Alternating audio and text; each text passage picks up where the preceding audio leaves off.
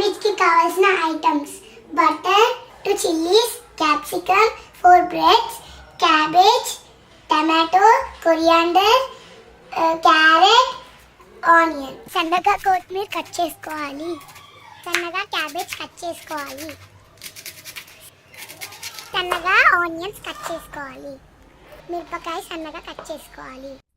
టమాటోని కూడా సన్నగా కట్ చేసుకోవాలి. క్యారెట్ని కూడా సన్నగా కట్ చేసుకోవాలి. క్యాప్సికమ్ని కూడా సన్నగా కట్ చేసుకోవాలి.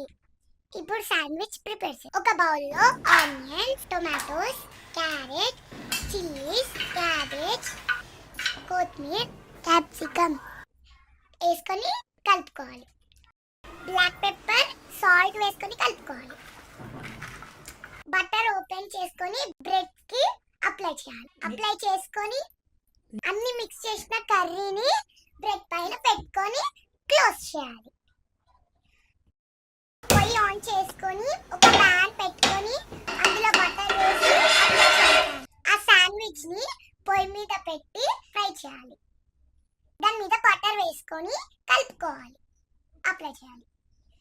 ఉల్టా వేసి 2 సైడ్స్ కాలనివ్వాలి. 2 సైడ్స్ కాలిపోయాక ఒక శాండ్విచ్ తీసుకొని కట్ చేసుకోవాలి. 2 పీసెస్ తో కట్ చేసుకోవాలి. Sandwich ready. ఇప్పుడు ఒకసారి తిందాం ఎలా ఉందో. Tasty sandwich ready.